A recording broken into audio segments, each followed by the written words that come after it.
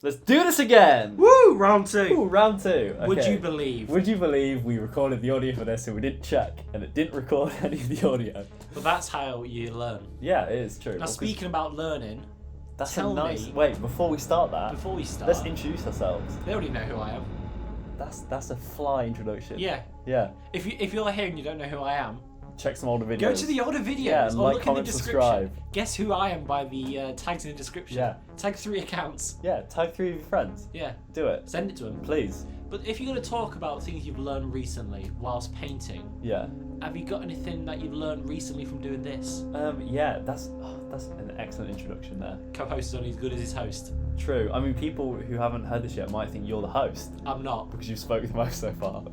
Take So it over, I'll take it. host. I'll take it away.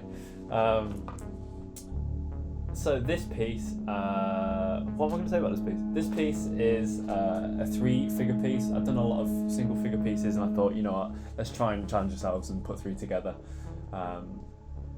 So I was building on the universe Spiderman I've created so far, and I've come up with these 3 figures, which are 3 characters. So feel free to check out some of my other work if you want a little bit of backstory on them. Although you might not find very much on 2 of the figures, so feel free to check that out and like all the photos you see with it in. I think the most important thing to talk about here is the reference. I've got a lot of questions about the reference so far, and basically it's all ballet. It's all coming from ballet because I was thinking about how superheroes were gonna be presented. They're always like very athletic and they look great. Superheroes always look great. I've never seen someone that does ballet in bad shape. Yeah, oh no, actually I saw a fat ballet dancer once and it was beautiful. Yeah. It was amazing because underneath it they were really muscular, but they also just like hefty boy. You know what? And if you're happy with the way you look, Yeah. it's beautiful, man. Maybe that'd be what the Blob would look like. He'd be amazingly like ballet-esque, but just like a big dude. So yeah, my reference is ballet dancers and going off on my tangent and changing the reference is something I've played around with a little bit, but I thought this time I'm actually going to take some time and look for reference I really like and also like play around with the colours and the designs on the reference so that I had really accurate reference to paint from. If you couldn't tell, I just did a hand gesture with that to really make it We'll get face obvious. cam going one day. Yeah, we'll do that. But like really close in on the face, so like our eyes look like that, looking up in 2 different directions. And you can see the really professional Be like setups. in Chop Suey, like Yeah. when like they're walking around the room, like we'll do that. So yeah, the reference is kind of specifically looking at the needs of what I needed. So I guess the quote unquote brief of this is superheroes, like 3 in flight and trying to make some kind of round composition, something which you look at a character, it follows around to another and flows nicely. So like the way I always see this is for some reason like the yellow Daredevil figure moves into the red, which moves into the symbiote suit at the bottom. Maybe I should talk a little bit about the research I've done this week for this piece. I think so. Yeah. It's a Okay. good understanding behind it. So I was thinking a little bit about like my practice and the history of my painting, and I found that I've always tended to paint the same way traditionally, and I wanted to understand what that way was, and so I knew the term alla prima, but all I knew was that it's a bit of an impressionistic, a bit more of a a quicker style. So I did a bit of research into that. So I've got a little description if you'd like to hear it. We'll say it for the first time, but it isn't. I've got a feeling on what it Have might you? mean. You got some ideas? Let's hear. Okay, so alla prima refers to a direct painting approach where paint is applied wet on wet without letting earlier layers dry. In Italian, alla prima means at first attempt. Paintings created in this approach usually are completed in a single session, which this was completed in a single session. Don't you feel like you've absolutely like done at bits, some would say, when you do a painting in one session? Yeah, I do. I know if I do a painting in 2 sessions, it's not going to be a good picture. I feel like I lose it. Like I lose the flow of a painting. Like I need that kind of like really like the Bob Ross happy accidents. Yeah. Like let's just like put some music on, let's get going. And I think you see some on music in this as well, some like changing tunes throughout. But on my YouTube channel, shameless plug. Yeah, do it. Plug You'll yourself. see that I record things in many sessions, and that's if I'm painting with a recording, many sessions is fine. But if I'm going to paint something for myself with no recording, one session is all Really? it has to be, because I'll lose interest. But why do you do like single? Why is it different? Because my memory card. Oh, okay, fair I'm enough. trying to figure a way to record straight into a hard drive, and I would just do a 9-hour one go. But that's just. That'd be badass. You should do that as a stream. Yeah. Twitch stream. I remember Troublesome Barbecue one day. Yeah, true. There's merch. Yeah, there's yeah. merch. It's not out yet, but it looks It will be really out. good. It Yeah. will be. I'm all about the plugs here. As I get guests on, there'll be more and more More plugs. plugs in a bathtub. So talking about the bathtubs and wet, Yes. the wet on wet painting style, how would you say that compares to a dry style? Well, I think for me it's. I hate watercolors. Okay, Like, bold claim. I really do, and I love how they look, but using them, Oh yeah. there's nothing more I hate than watercolors. It's because that thing of like you have to wait for something to dry to put another layer on, and it's the thing why I haven't done a lot of oil painting in real life is because like to get it to dry in any time, like you need to do layers and layers of like very thin down. So when it was acrylic, like I loved it because it dried so fast, especially like on a hot day or whatever. Like you could literally watch it turn into plastic like in front of you. Yeah. And I think that's why I enjoy the wet on wet is because it's that really immediate. Like I've got an idea, I don't want to have to sit down, do some work, go away for 40 minutes while something dries, add some more layers in. Like, Do you think that's why it's called fluid? what do you mean? When you're painting more fluid. With Yeah, fluidity. probably. Yeah, I mean, ironically, like it's less fluid than watercoloring. Yeah. But I feel like it allows for more Bob Ross happy accidents, like because it's so immediate wet on wet, and you're not worrying about the drying time or building up layers or getting muddy colours because you're usually working quite vibrantly. I find. Yeah. You do get. I think you get like those happy accidents and that fluidity within the piece, and I definitely think my paintings on Photoshop, which is where I've been trying to transition the wet on wet or the thinking of wet on wet into this. I definitely think they look fluid. My paintings on it. Would you say that's got anything to do with the brushes? Because I know you got a very specific brush setup. Yeah. I Compared to use other people. I've played a lot around with the different Photoshop brushes, and I've used Photoshop now for about, what do we say, 5 or 7 years. 5 years started figure painting. You started using Photoshop when you were 16. But like playing with Photoshop. Still counts. Yeah, true. I started making memes in year 9. True. I think if we talk about Photoshop painting, I've only been painting properly in Photoshop for about a year. Yeah. Yeah, since March of last year. The Pharaoh painting is the first like proper one I did. That was even without a mouse. And so yeah, I kind of played around with a lot of different brushes and things like the inking brushes and everything. I wasn't getting on very well with it, and then I moved on to what does it sound here? It's the wet brushes, and it's the moist to light mix. Is Really? the one specifically with a 10% load. A 10% wet, 5% load, and 0% mix with 80% flow. Those are my settings. You can see it on the screen here, but that's specifically what I use, and that feels really, really similar to using. You know the difference between having thick acrylics and thickening your acrylics? Yeah. Like when you have a really high quality, like high pigment, like Liquitex acrylic, for example. Like Shout out Liquitex, Yeah. heavy body acrylics. you use that shit every And day. only the paint I'll use. Yeah, it feels like that when you're painting it. There's a little bit of like pull through, like you get with paint, Yeah. but it doesn't pull through and your colour disappear. It pulls it through and it applies it, and so I'm able to shrink and grow the brush and get a very similar effect to how I would if I painted. I think this is similar to how I paint. Do you have Like- a favourite brush out of interest? What do you mean? Like, obviously there's different types of brush. Oh, like an actual brush, Like shapes. Or chisel tip. really? Yeah, Filbert. filbert. Every time filbert. Oh, is that the rounded one? Yeah, like a filbert nut. I don't know. I feel like for me, like if you look at the shape I've got here, like it's a rectangle. Like I like something with a really harsh edge. And for me, a filbert is too like soft in its application. If I'm doing a big picture, absolutely filbert. Yeah. Anything small, it goes to chisel because it's more a dynamic. But even like when I was doing scenic painting at uni, like I'd use massive chisel brushes. Like you just buy cheap brushes and just cut them into a chisel. That's brave. It's just on a bandsaw. You just run it through a bandsaw with a chisel. Because then you get that idea of what you were saying, like you get different dynamics of how you hold the brush, which you do have with filbert as well. But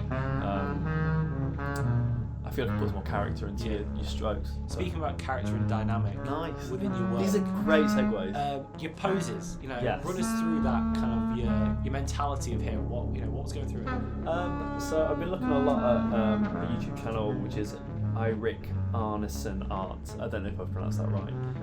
And he's a sculptor. And you don't know the chick, because I didn't mention this in the last video. Yeah. It's all known. But he basically is a sculptor, and he's amazing. Like he does some really and he does like 16-part series on like sculpting, and a lot of it's real time, and a lot of it's sped up. And he really, really, really understands form and how to push forms in certain ways to make them look really dynamic and full of life, like as opposed to just being very like static forms. So I've been looking a lot at his stuff and how that transition that could be applied to the podcast, how that could be applied to my painting and figures, and I found it really, really interesting. That overlap, and I guess it's all art in the end of the day. Like it's different ways, but it's all depictions of human form. So yeah, touching back on what I was mentioning before about the human forms of the ballet dancers, I was thinking about superheroes and how they need to be in flight, and a lot of time ballet dancers are in flight, and I guess you could probably guess that a lot of the reference images are flipped around in some way. Yeah. Like, you know, someone couldn't be upside down doing that pose and then somehow land, like, just by a human I'm jumping. not a ballet guy, so I can't. Oh, okay. Well, I mean, if you think, like, how would you get in the air doing, like, the symbiote suit pose? Trampoline, Exactly, speed, yeah. pure bravery as well. So, like, that's upside down, and the Daredevil one, like, actually is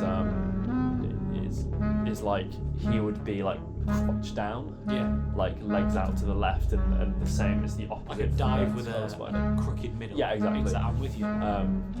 But I think moving them like this, it makes it look like the acrobatic. Like it looks like the symbiote. Unison. Yeah, exactly. The symbiote suit is like mid-roll, like doing a backflip or something. It looks like Daredevil's like trying to jump off to a side, and it looks like the Scarlet Spider is like about to go into a backflip.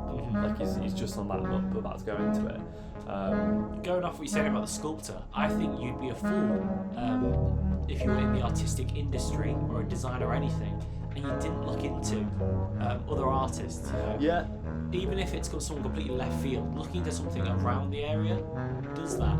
Now, would you say there's anyone you've been watching recently with a great quote that you think Well, that's so really interesting. encapsulates what's been going on? I do have someone with a great quote. Now, if you're going to enrich my ears, say, with this quote, Let me do that for you right now. I would love to hear it. Spit some quotes. So, I'm going to do a bit of background for that Go for first.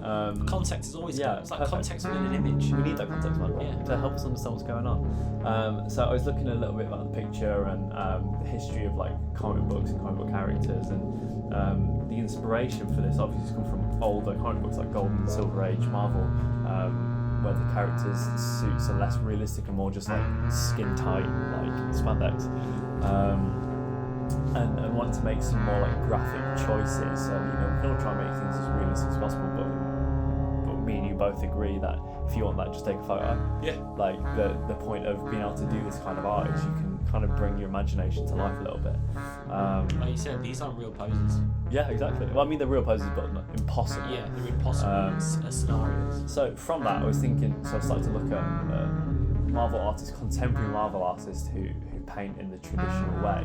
And Alex Ross is someone who comes to mind quite a lot, who does kind of historically represented, i.e. the costume, versions of the characters, but the forms are really realistic and the painting techniques are really realistic because he's a traditional artist. So he has a really great quote that I'll say now for you, which I'm sure is the first time we've ever heard it. Yeah. If I'm being honest, I actually didn't understand it the first time, so this is good for me. And you can ask questions based on that if you'd like. Yeah. Cool. So he says, and it's a long quote, all superhero outfits are essentially skin.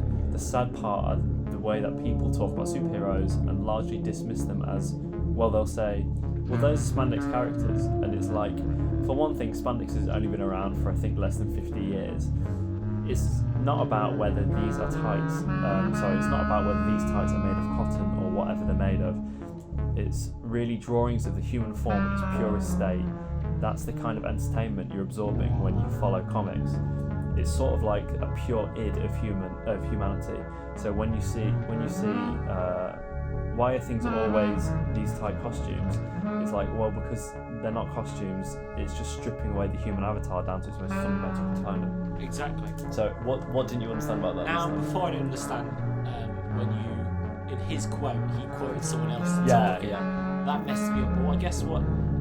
Correct me if I'm wrong here. If he's trying to say is, people say this is all spandex, but spandex hasn't been around that long, so it can't have always been spandex. Yeah, exactly. He's trying to say again, could have completely been missing. Body this. paint. What he's saying is, man, it's just a human form. Yeah. It's the most identifiable thing. Is the human form. Yeah.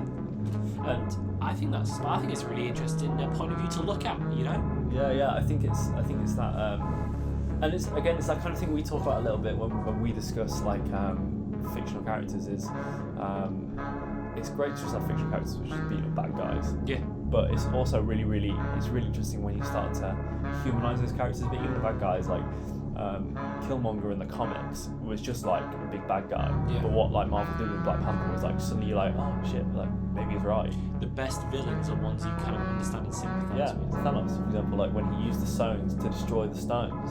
You know what? No one else did it, so he did it himself. Yeah. Some great meme quotes. Yeah. But it's that idea of humanising a character and like Baron Zemo again. See, I still don't get Baron Zemo. I need to wait for his family was murdered in the Avengers situation. I think they affected his. Oh, okay. So he's trying to break him up because you're dangerous. Oh, okay. Well, there we go. See. Yeah. You know, it's making characters relatable and understandable, which I think is a really good thing to try and push for, especially like I push myself as a concept artist, and it's that idea of how do I get that across visually within my characters, and I think putting 3 characters like this together when you know the backstory of this piece, which you can see on my Instagram if you'd like to check that out, link in the description below. It's trying to get that across and trying to put a new spin on a character, not just visually but also in the storytelling element, so that people have something new to absorb, because Spider-Man can just get really samey, like I'm a teenage boy, I'm going to shoot webs and stop bad guys, and also I have teenage boy drama. Like, if you try and put a new spin on it, for example, like in the symbiote suit, it's like Miles in my universe, and you have the Scarlet Spider is one of Peter Parker's quote unquote younger brothers, even though he's a clone, because Peter Parker's dead in my universe. Yeah. And because I just killed him off. How did he die? Cancer. Oh. Yeah, no. Yeah, I thought it'd be cool to humanise that element. Doesn't always need to die at Green Goblin's hands or whatever. They're still affected by real world problems. And Daredevil as well. Like, I like this idea that Spider-Man is mates with other superheroes. Yeah. Like, he isn't just always like, oh, I have superhero friends and I have my other friends. Like, maybe the superhero friends also just go and get a beer sometime. Like.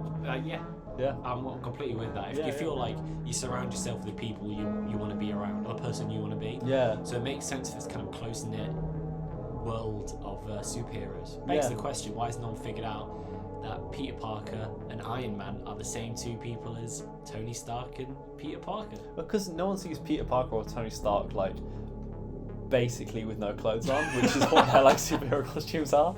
Like, yeah, fair enough. You never actually see like, because like Rob Downey Jr. isn't. Got some questions. Yeah, definitely. But like Peter Parker, you don't think of like, well, he's ripped, like he's jacked like Spider-Man. Like you just think like, oh, it's Peter Parker. He loves science. He does love science. Speaking of Spider-Man, classic THWIP onomatopoeia here. Yeah. What was your methodology behind that? Well, I think it's playing on that idea of the graphic and paying homage to where all this came from. Was THWIP is the Spider-Man sound. Yeah. For all of you that might not know the Spider-Man sound. Oh, it's totally THWIP. THWIP. I can't think of another Spider-Man sound than THWIP. Can you? Bang! As Uncle Ben dies. So I wanted to pay homage to that in my own way, and put it in the background. I was chatting to a friend a while ago, and the puffer jacket Spider-Man like had a graffiti piece in the background, which I just threw in from another graphic piece I'd done. But I thought, actually I'm gonna make it something. What they introduced with Miles is a lot more of kind of the modern young person culture. Mm-hmm. And so I thought, why don't I bring that in within the graffiti? And so I think in some of my pieces with Spider-Man now, or specifically Miles, we're going to start putting in these onomatopoeic phrases that kind of like old comic books would have when something would happen. I'm going to start putting them in the work. So I thought, I'll do it now, and I'll do it as a graffiti piece, because then it gives it some new life. And and contextualize it.